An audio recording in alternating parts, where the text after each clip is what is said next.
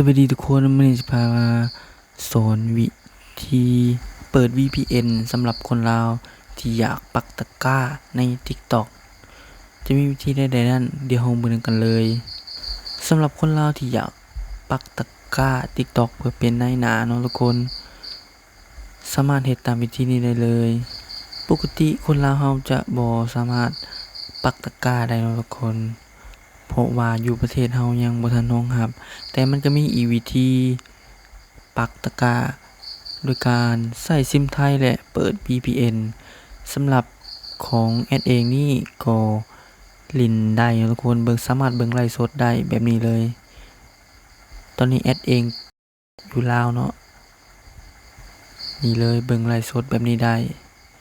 ของแอดน่ะเบิ่งได้ตั้งแต่โดนแล้วนะทุกคนบ่เคยออกเลยจากและเบิ่งไลฟ์สดแบบนี้เบิ่งได้ตลอดสำหรับของไผเฮ็ดได้แบบนี้ก็ง่ายสะดวกคือกันเลยข่าวว่าสามารถเบิ่งไลฟ์สดแบบนี้ได้เฮาสามารถปักตะกร้าและสร้างเงินให้เฮาได้นี่เห็นบ่จะมีกาไลฟ์สดอยู่ทั้งข้างถ้าว่าปักตะกร้าได้มันก็จะขึ้นมาเป็นนี่เลยร้านค้าของเฮาที่เฮาได้ปักหมุดไว้นั่นมันก็จะขึ้นโชว์มาแบบนี้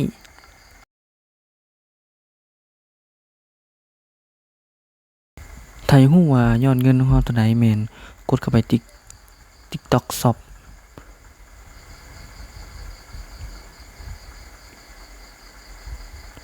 แล้วมันก็จะเข้ามาหน้านี้นี่แม่นสินค้า7วันที่เฮาได้เงินจากค่าในหน้า TikTok ขายได้อยู่3รายการค่าคอมมิชชั่นเฮาได้อยู่131 บาท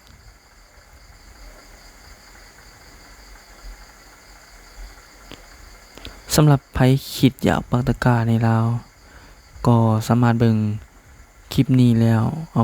เอาไปเฮ็ดตามได้เลย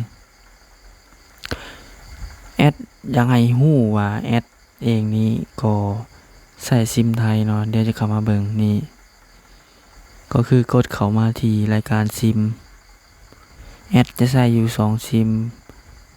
ม1กับซิม2ส่วนซิม1นั่นจะเป็นซิมไทยนี่เลยมันจะมีเบอร์ไทยขึ้นมาสำหรับเบอร์ไทยนี่เฮาก็จะซื้อมาแต่ไทยแล้วก็มาเสียบใส่ต้องลงทะเบียนแล้วเท่านั้นเนาะลงทะเบียนอยู่ไทยแล้วเอามาเสียบใส่สำหรับวิธีที่2สำหรับไผบ่มีซิมไทยก็โหลดแอป VPN ตัวนี้มาเนาะทุกคนนี่เลย Super VPN นี่ตัวนี้ก็ใช้ดีกันสำหรับ VPN วิธีใช้ก็ง่ายๆเมื่อดาวน์โหลดมาเฮาก็คลิกในวงกลมนี่เลยมันก็จะให้โฆษณาทุกคนเบิ่งโฆษณาจบมันจะมีโฆษณา3รายการเมื่อเฮาเบิ่งจบแล้วมันก็จะเปิด VPN ให้เฮาและเฮาก็เข้ามากดอยู่ใน TikTok ว่ามันขึ้นการไลฟ์สดหรือบ่ถ้าว่ามันขึ้นการไลฟ์สดก็อันเป็น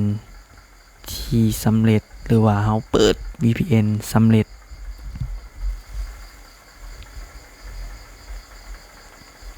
ตอนนี้ก็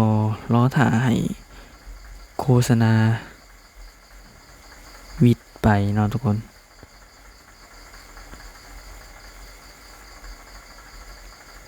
บ่มีหยังยากและบ่มีหยังง่าย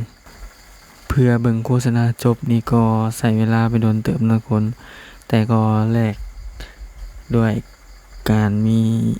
ที่คุ้มค่าจากที่เราเฮ็ดเพราะว่าหลายๆคนก็ยังบ่ฮู้เทคนิคนี้สำหรับบางคนก็ฮู้แล้วก็มีเนาะทุกคนแต่บางคนฮู้แล้วก็บ่ฮู้ละเอียดเพราะว่ามันมีแบบวิธีการถอนวิธีการกรอกข้อมูลเมื่อเบิ่งโฆษณาจบแล้วเขาก็คลิกเข้าไปที่ทั้งกลางนี่เลยมันก็ จะหมุนถ้าว่าสำเร็จมันก็จะขึ้นสีแดงๆแบบนี้หลังจากนั้นมันก็จะขึ้นกา VPN ขึ้นให้เราสำหรับแอดไซต์ก็จะเป็น Thailand ตัวที่4นี่เลยนี่มี2อย่างเท่านั้นเนาะทุกคนที่สามารถเบิ่งไลฟ์สดหรือว่าปักตะกร้าได้นี่เลย1ก็จะเป็นซิมไทยซื้อมาแล้วเสียบใส่เปิด Wi-Fi ใส่ Wi-Fi ในเรือนมันก็จะขึ้นมา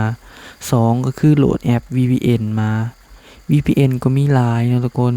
แนะนำใส่เป็นตัวซับเปิดตัวนี้เลยตัวที่แอดโหลดมา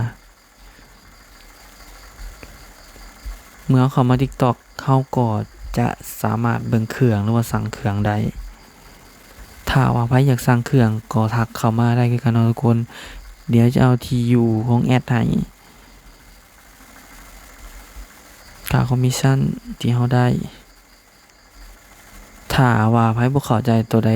ก็สามารถทักเข้ามาถามรายละเอียดได้เนาะทุกคนแอดก็จะอธิบายให้สำหรับมือใหม่แอดเองก็มือใหม่คือกันถ้าก็เริ่มต้นได้ 2-3 เดือนที่แอดเฮ็ดมาตัวนี้ยอดเก่าที่รอถอน150 บาทถ้าว่าอยากกดถอนก็